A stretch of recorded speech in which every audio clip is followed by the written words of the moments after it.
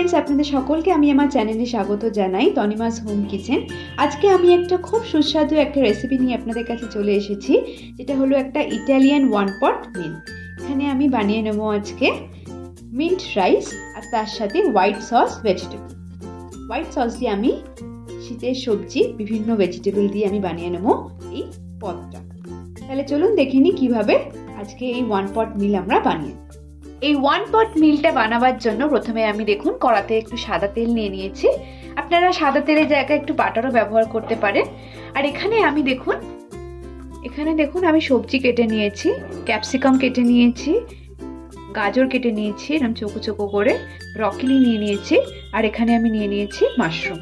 এবার এগুলোকে হালকা করে আমি সটে করে, প্রথমে আমি দেখুন এখানে 1 কাপ মতন পেঁয়াজ কেটেছি, সেই পেঁয়াজটাকে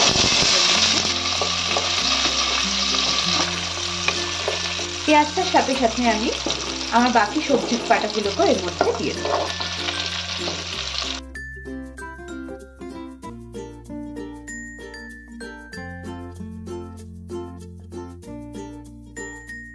সবজিগুলো আমার নাড়াচাড়া হয়েছে দেখুন কিছুটা, এখনো কিন্তু সবজি আমার সেদ্ধ হওয়া বাকি আছে।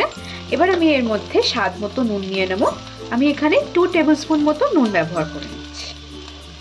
1 টেবিল স্পুন মতো গোলমরিচ গুঁড়ো নিয়ে নিলাম। ভালো করে সবজিগুলোকে আমি নেড়ে নিচ্ছি। খুব সিম্পল ভাবে কিন্তু এই সবজিটা হচ্ছে। এবার আমি এর মধ্যে আমার মাশরুম কাটা যেগুলো আছে সেগুলো এর মধ্যে দিয়ে দেব। একটু নাড়াচাড়া আমি করে নিচ্ছি। এবার আমি এটাকে 5 মিনিট মতো সেদ্ধ হওয়ার জন্য চাপা দিয়ে বসিয়ে দেব। কড়াই প্রথমে আমি একটু বাটার নিয়ে নিচ্ছি।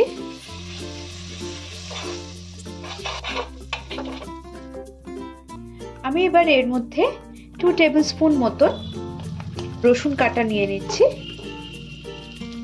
রসুনটা হালকা করে ফ্রাই করে নেব।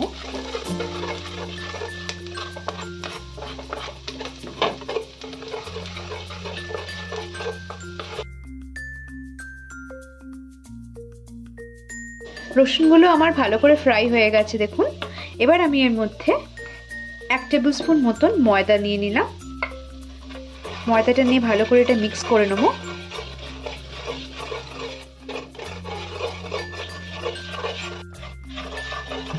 এর মধ্যে আমি আরো 1 টেবিল স্পুন মতন ময়দা নিয়ে নিচ্ছি।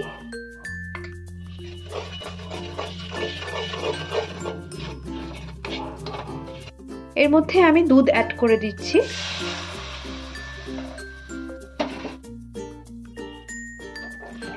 ভালো করে এটাকে মিক্স করতে থাকতে হবে।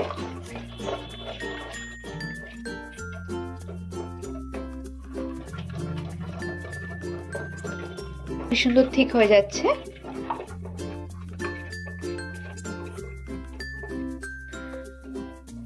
ক্রিমটা দেখুন আমার একটু ঘন হয়ে গেছে। এর মধ্যে আমি আরেকটু তার জন্য দুধ নিই।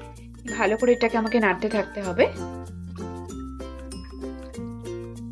হোয়াইট সস দেখুন আমার খুব সুন্দরভাবে হয়ে গেছে। এবার আমি এর মধ্যে স্লাইস চিজ দিয়ে দেবো, যেটা এর মধ্যে কিন্তু মেল্ট হয়ে যাবে।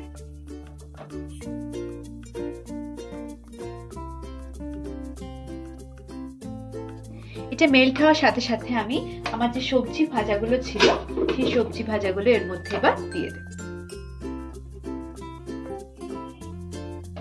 এবার আমি এগুলোকে এর মধ্যে সব দিয়ে দেবো।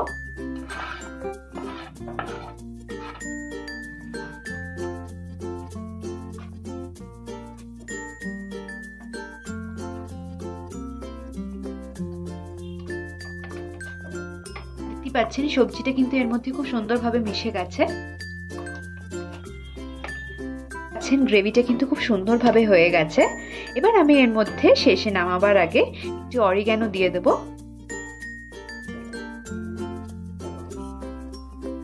আর দিয়ে দেব চিলি ফ্লেক্স। এতে স্বাদ কিন্তু আমার আরো বেড়ে যাবে। এটাকে একটু আলগা হাতে এটাকে নাড়িয়ে নেব।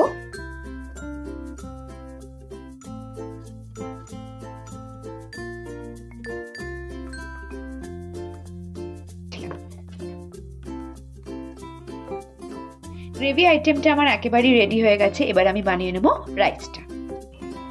প্রথমে আমি কড়াতে একটু বাটার নিয়ে নিচ্ছি। বাটারটা একটু মেল্ট করে নিতে হবে আমাদের।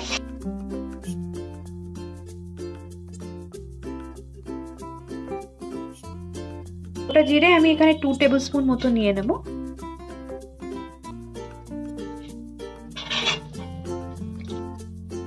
এর মধ্যে আমি বয়েলড রাইসকে দিয়ে দেব।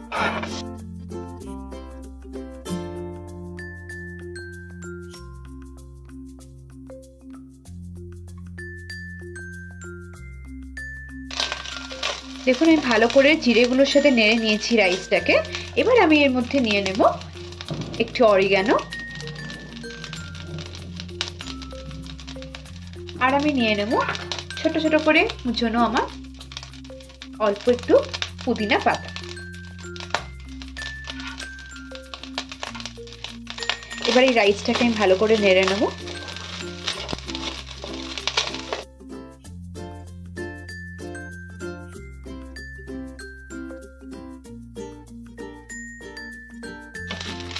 এর মধ্যে সামান্য একটু নুন নিয়ে নেব।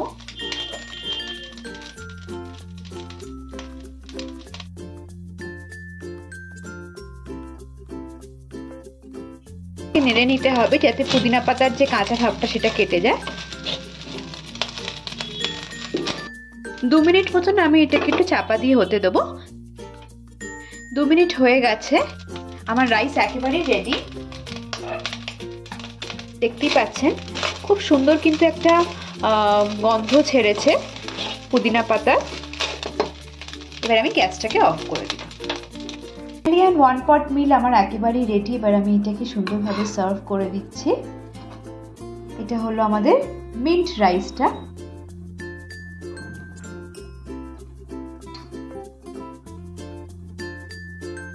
এর সাথে আমি দিয়ে দিচ্ছি আমার যে গ্রেভি আইটেমটা হয়েছে চিজ দেওয়া, সেটাও আমি এর মধ্যে দিয়ে দিলাম।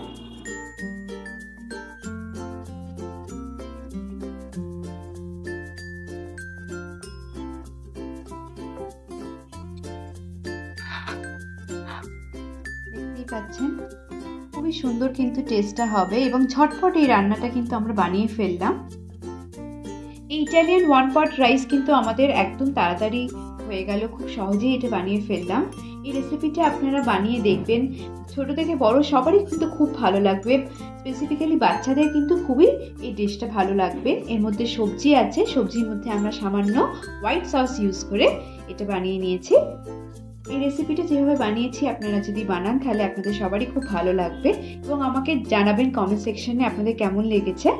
আমার চ্যানেলটা যদি আপনারা সাবস্ক্রাইব না করে থাকেন তাহলে প্লিজ আমার চ্যানেলটাকে সাপোর্ট করবেন, সাবস্ক্রাইব করবেন, ভিডিওটাকে শেয়ার করবেন, লাইক করবেন এবং বেল আইকনটাকে ক্লিক করে রাখবেন যাতে আগামী পর্বের সমস্ত নোটিফিকেশন আপনাদের কাছে পৌঁছে যায়।